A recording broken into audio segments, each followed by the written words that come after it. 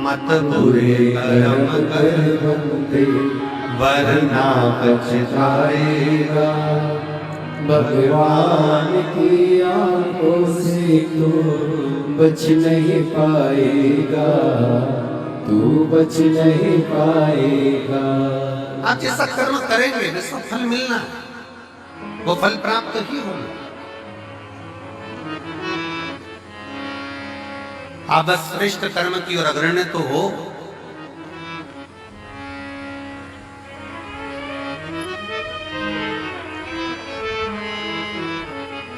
शिव महापुराण की कथा कहती है सत्य टिकता है और असत्य मिटता है। सत्य टिक जाता है, बहुत लंबा टिकेगा। आप सत्य के पथ पर चलिए, अपनी मेहनत करते हुए, अपने कर्मों को करते हुए, अपनी लगनता को बढ़ाते हुए, अपनी मेहनत को बढ़ाते हुए, अपने कर्मों को आगे बढ़ाते बढ़ाते बढ़ाते बढ़ाते जब अग्रणता में बढ़ोगे तो निश्चित है कि आपका भाग्य बदलेगा। एक बड़ा सुंदर प्रसंग है।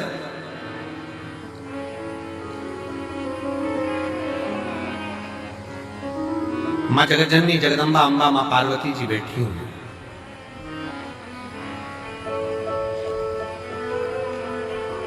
और माँ अम्बा माँ जगतजननी जगदम्बा माँ पार्वती जी विराजमान है। और उसी समय पर माँ पार्वती जी के पास में दोनों बहुएं, रिद्धि और दूसरी सिद्धि, दोनों आई।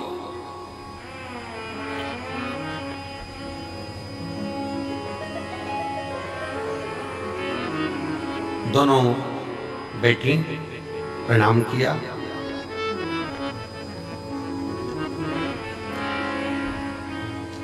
पार्वती जी ने आज रिद्धि सिद्धि दोनों को कहा कि मेरा फर्ज था, मैंने वो अदा कर दिया। विवाह करा बच्चों का, और बच्चों का विवाह कर कर बच्चे का मंगल विवाह हो गया। आप बहुएं घर में आ गई। अब ये मेरा फर्ज पूर्ण हो गया।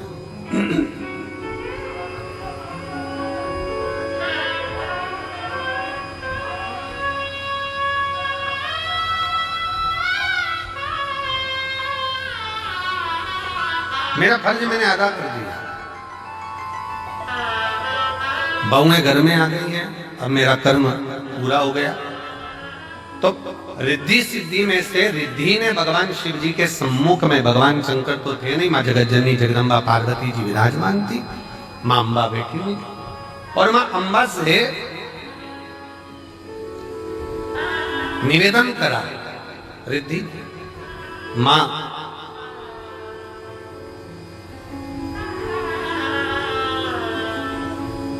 एक श्रेष्ठ स्त्री का, एक श्रेष्ठ नारी का सबसे बड़ा कर्तव्य क्या है? एक श्रेष्ठ स्त्री का, एक श्रेष्ठ नारी का सबसे बड़ा कर्तव्य क्या है? एक स्त्री अपने कर्तव्य का निर्वहन कैसे करे, उसका सबसे प्रबल कर्तव्य क्या है? और ये केवल एक रिद्धि के लिए नहीं, माता रिद्धि के समय की बात नहीं, ये हुआ था भगवान दशरथ जी के सामने भी। दशरथ जी के सामने प्रसंग आया, भगवान दशरथ जी महाराज के सामने बहुओं के सम्मुख में आई, तो बहुओं को देखकर दशरथ जी महाराज ने विचार करा कि माता कैकेयी ने तो शीश महल दे दिया है, कौशल्या मैया ने भी सुंदर उपहार दिया है, मुख दिखाई नहीं, माता सुमित्रा जी ने भी बहुत कुछ दिया है, मैं अपनी बहुओं को क्या दूं?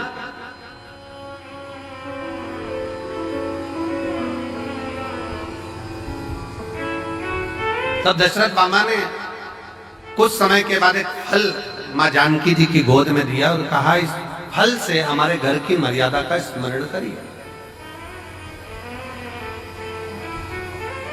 जानकी माता ने उस फल के टुकड़े करे और वो फल दशरथ जी के हाथ में ले जाकर दिया। दशरथ जी ने देखा कि जितने मेरे घर के सदस्य हैं उतने उस फल के टुकड़े हैं। दशरथ जी ने अपनी बहू को साधुता दिया कि मेरे घर में जो बहू आई है वो श्रेष्ठ आई है। उसने ये दर्शाया है कि स्वयं अकेले नहीं खाना है, अपने माता पिता का संस्कार ये है कि घर में अगर थोड़ी सी भी सामग्री आए तो घर के जितने सदस्य हैं सब आपस में बांट कर खाएं, सब बांट कर खाएं। हमने पहले रुद्राक्ष उत्सव में एक कथा सुनाई थी, 5 तरह के चोरों का, 6 तरह के चोरों का वर्णन करा था कि चोटे कौन कौन सी क्वालिटी के होते हैं। जिनके स्मरण में होगा उनको मालूम होगा कि चोर कितनी कितनी क्वालिटी के होते हैं। उनकी कथा हमने कही थी। दूसरे के घर में से चोरी धन उठाकर लिया है वो भी चोर है, दूसरे का पड़ा हुआ सामान उठा ले वो भी चोर है, किसी के घर में बिना पूछे घुस गया वो भी चोर है। ऐसे चोरों की अलग अलग क्वालिटियां बताई थी। उसमें एक चोट्टा और बताया। वो कौन सा चोट्टा था? बाजार गया, खाने का सामान लाया, चुपचाप से जेब में रखा, पत्नी के कमरे में चला गया, दोनों ने मिलकर खा लिया, अपने बच्चों को दे दिया और घर में बूढ़े माँ बाप भूखे बैठे हैं, समझ लेना चोट्टा है, चोर है, वो ही चोर।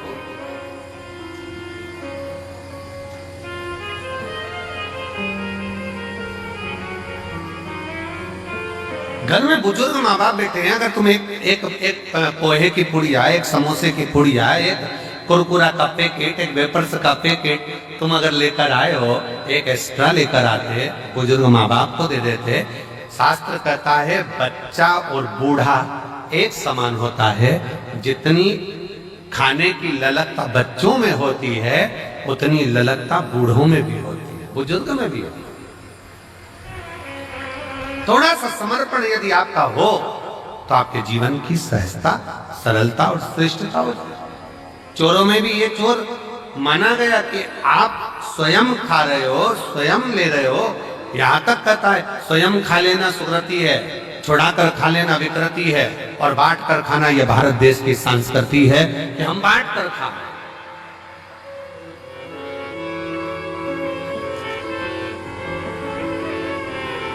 जो मिला है उसको श्रेष्ठता में पाओ, जो प्राप्त हुआ है उसको सहजता में लीजिए। और ये सीखो शिव महापुराण के श्रोताओं से, जितनी कथा वो सुनते हैं, जितनी कथा वो ग्रहण करते हैं, जितनी कथा वो लेते हैं, उसमें से कई कथा वो अपने मोहल्ले में जाकर बांटते हैं। अपने मोहल्ले में जाकर कह देते हैं, लो हमने ये सुना था, हमने ग्रहण करा था, हमने धारण करा था, हमने लिया था। माता रिद्धि, माँ रिद्धि स्वयं करे। एक माता का, एक स्त्री का, एक महिला का, एक लड़की का कर्तव्य, एक बहू का कर्तव्य क्या है? एक महिला का, एक स्त्री का कर्तव्य क्या है? पूछा, तुरंत कहा,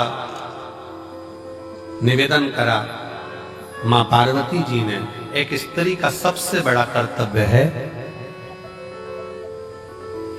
चाहे वो घर में रहने वाला बुजुर्ग हो, घर में रहने वाले उसके पति, घर में रहने वाला उसके बच्चे, घर में रहने वाले उसके ससुर, घर में रहने वाली उसकी सास, जितने भी घर में रह रहे हैं उन सब के चेहरे पर वो खुशी देखे, वो एक स्त्री का सबसे बड़ा कर्तव्य और एक स्त्री का सबसे बड़ा। प्रत्येक के चेहरा तुरंत पहचान जाए, आज मम्मी थोड़ी नाराज है, आज पापा के चेहरे पर हंसी नहीं है, आज भैया कुछ बात हो गई, आज भाभी के साथ में कुछ हुआ है, आज देवरानी के साथ कुछ हुआ है, आज देवर का चेहरा उतरा हुआ है, आज बच्चों का चेहरा उतरा हुआ है। जब सम्मुख में आए तो यहाँ तक उसके मुख पर ये रहे कि आज क्या बात है पापा जी, आपका चेहरा उतरा है, मम्मी क्या हो गया, भाभी जी क्या हो गया, भैया जी क्या हो गया, देवर जी क्या हो गया। उसका चेहरा देखकर पहचान जाए कि आज जरूर कोई बात है, और प्रयास करे कि उसके दुख को वो मिटा सके।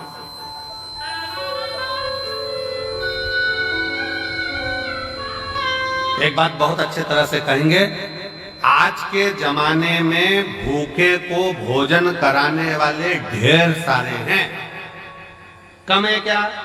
जम के बोलो जरा। आज के जमाने में भूखे को भोजन कराने वाले बहुत सारे हैं, पर आज के जमाने में जो भूखा है, जो भूखा रहता है, उसको कमाने का तरीका सिखाने वाले कम है। भूखे को भोजन देने वाले बहुत सारे मिलेंगे और कहेंगे हम इनको भोजन करा देंगे, हम इनको लंगर करा देंगे, हम इनको भंडारा करा देंगे, ये भोजन करें, ये भोजन ग्रहण करें। पर अपने भीतर एक बात उतार कर रखिए कि किसी को भोजन करा रहे हो वो आपकी दया है, आपकी श्रेष्ठता है, भगवान की कृपा है, भोलेनाथ की करुणा है। पर उसके साथ एक बात और स्मरण में रखो कि जो बहुत दिनों से भूखा है, रोज कुछ ना कुछ बातें, रोज तकलीफ में, रोज कष्ट में, रोज परेशानी में, तो उसको समझा कर देखो हम कब तक आपको देंगे, हम कब तक आपको प्रदान करेंगे। एक काम करो, आप कुछ काम चालू करो, कोई व्यापार चालू करो, कोई व्यवसाय चालू करो, कोई ऐसा कार्य करो जिससे तुम्हारे जीवन में 2 रोटी रोज की आए और तुम्हें किसी के आगे हाथ फैलाना ना पड़ जाए। शिव महापुराण की कथा कहती है कुबेरेश्वर धाम पर आने वाला एक एक व्यक्ति, मेरा कुबेर भंडारी, मेरा कुबेरेश्वर महादेव, मेरा कुबेर भंडारी कुबेरेश्वर बाबा, जो इस पवित्र भूमि पर कंकर शंकर की धरा पर आता है, विश्राम करता, बाबा का गुणगान करता, प्रदोष आरती का दर्शन, प्रातः बाबा का जल भी चढ़ाना, प्रेम से बाबा से विनय कर कर जाता है। थोड़ा समय लग सकता है पर बाबा ऐसी झोली भरता है कि तुम्हें किसी के आगे हाथ नहीं फैलाने देता, खुद भंडार। हर हर वो स्वयं भरता, आपको किसी के आगे हाथ नहीं फैला। हम फिर कहेंगे भंडारा कराने वाले ढेर मिलेंगे, भोजन कराने वाले ढेर मिलेंगे, भूखे को भोजन खिलाने वाले मिलेंगे, पर भूखे को उसके व्यापार तक लगाने वाले, भूखे को उसके व्यवसाय से जोड़ने वाले नहीं मिलेंगे। नहीं, पर शिव शिव, शंकर शंकर, होगड़दानी होगड़दानी। हम आशीष से कह रहे थे कि आशीष, सीहोर में गाड़ियां कम रुकती हैं, भक्त लोग इतने लाखों में आएंगे, कैसे बेचारे भोपाल से यहाँ तक आएंगे, कैसे पहुंचेंगे। सब ट्रेनें भोपाल तक आए और बाबा ने ऐसी कृपा करी कुबेर भंडारी ने कि सीहोर से निकलने वाली जितनी ट्रेन, चाहे गुजरात जा रही हो, चाहे इधर जा रही हो, बिहार जा रही हो, उत्तर प्रदेश जा रही हो, सीहोर से निकलने वाली प्रत्येक ट्रेन का स्टॉपेज मैं रेल विभाग को, रेल मंत्री जी को और मध्य प्रदेश शासन के माननीय मुख्यमंत्री डॉक्टर मोहन यादव जी को मैं बहुत बहुत साधुवाद देता हूं, जिन्होंने सारी ट्रेनों का स्टॉपेज यहां कर दिया। 25 तारीख से 4 मार्च तक, 25 फरवरी से 4 मार्च तक जितनी ट्रेनें सीहोर से गुजरेगी सब 2 मिनट के लिए रुकेगी। यात्री आराम से, जो नीमच, मंदसौर, रतलाम, काला पीपल, सुजालपुर, शाजापुर, भोपाल आदि सब दूर के यात्री आराम से आएंगे, आराम से जाएंगे। मैं माननीय डॉक्टर मोहन यादव जी को, माननीय मुख्यमंत्री जी को, रेल विभाग के सभी अधिकारियों को बहुत बहुत साधुवाद देता हूं, जिन्होंने सीहोर के लिए मेला स्पेशल ट्रेन भी चलाई, कुबेरेश्वर धाम के लिए मेला स्पेशल ट्रेन भी चलाई इस शिवरात्रि के पावन। साधु श्रवण करें, आयो बाबा के धाम पर, बहुत प्रेम से बैठो, अपने बाप के घर, अपने पिता के घर आयो, खूब अलमस्त होकर कथा सुनो। समय मिले 108 बार, सुबह से लेकर रात्रि के बीच में सोने से पहले जब समय मिल जाए 108 बार श्री शिवाय, जम के बोलो जरा श्री शिवाय नमस्तुभ्यम का जाप करो। ग्राउंड में कहीं कचरा मिल जाए, सामान पड़ा हुआ मिल रहा है, कचरा मिल बिन में डालो, बोरी में इकट्ठा कर कर रख दो, नगर निगम की गाड़ी, नगर पालिका की आएंगी, वो लेकर। थोड़ी व्यवस्था आपको, धाम पर थोड़ा पानी का कमी रहता है, नल फालतू चलते हुए दिख रहा है, नल को बंद कर दो। थोड़ा सा प्रयास, अपन किसी को पानी नहीं पिला सकते तो नल तो बंद कर सकते, थोड़ा सा। कोई व्यर्थ का पानी ढोल रहा है, उसको कह दो कि ये हमारे पिता का घर है, हमारे बाप के घर की दशा हमको मालूम है, यहाँ पानी की स्थिति थोड़ी गड़बड़ रहती। आप लोगों को असुविधा ना हो, पीने के पानी में कोई को तकलीफ ना हो, इसलिए समिति ने पानी की बोतल भले कितने की भी आती हो, पर समिति पानी की बोतल 5 रुपए की काउंटर लगा दिया कि बड़ी वाली बोतल 1-1 लीटर की आराम से 5 रुपए में लो, खुद भी पियो, पड़ोसी को भी पिलाओ। 10-20 बोतल खरीद भी ली, 25 रुपए की, 50 रुपए की 5 बोतल आ भी गई। मान लो 25 रुपए की 5 बोतल खरीद ली, अड़ोसी पड़ोसी ने भी पी लिया, तुमने भी पी लिया और लोगों की तृप्ति भी हो गई। ये कितनी बड़ी कृपा। भोजन करो, भोजन की थाली में लाखों शिव भक्त हैं जो प्रतिदिन प्रसाद को ग्रहण करते हैं, लाखों। केवल 1 दिन का या 2 दिन का यहाँ भंडारा नहीं है, तो रोज का भंडारा बाबा का चलता है। अपनी थाली में जूठा ना छोड़ो, एक अन्न का दाना भी व्यर्थ ना जाए नाली के अंदर, इसका ध्यान रखो। और बाबा से रोज प्रार्थना करो, आई हूं तेरे दरवाजे पर, पूर्ण भरोसा लेकर आई हूं, पूर्ण विश्वास के साथ आई हूं। और कई तो ऐसी है, गंगा नहाई और चली आई हूं। पूर्ण भरोसे के साथ, पूर्ण विश्वास के साथ आई हूं, और मेरा भरोसा कहता है कि तेरे दरवाजे से खाली नहीं जाऊंगी। अब की बार 7 दिन इस रुद्राक्ष उत्सव में अगर मैं आई हूं, भले 2 दिन, 5 दिन, 7 दिन, जितने दिन के लिए मैं आई हूं, ये मेरा भरोसा कहता है कि प्रदोष के दिन से ये कथा चालू हो रही है। प्रदोष आरती का दर्शन तो आप शाम को आज प्रदोष के दिन करोगे ही। कल शिवरात्रि का भी बाबा का उत्सव, 4 उत्सव बाबा के इस रुद्राक्ष महोत्सव में मूल पड़ते हैं। एक तो प्रदोष का पड़ जाता है, दूसरा शिवरात्रि का पड़ जाता है, तीसरा अमावस्या पड़ जाती है, और चौथा फुलेरा दूज पड़ जाता है।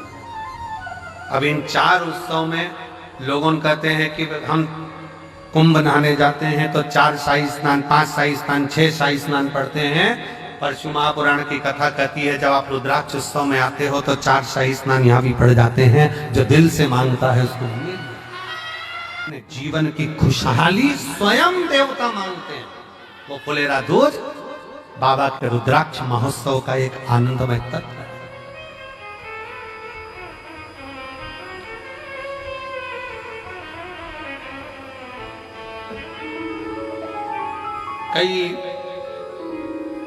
कई लोगों ने सूचना करी कि गुरुजी इस आयोजन को, कोई आयोजन है तो कोई आयोजन को देखते हुए कहा गुरुजी इसको थोड़ा तारीख को आगे बढ़ा दो। हमने कहा ये तारीख से नहीं चलता, ये तिथि से होता है। इसमें मूल है फुलेरा दूज देखना, अमावस्या देखना, शिवरात्रि देखना, प्रदोष देखना, ये सब चीज देखी। ये कभी तारीख से नहीं हुआ। रुद्राक्ष महोत्सव हमेशा तिथि से होता है। इसलिए जो आता है 7 दिन की कथा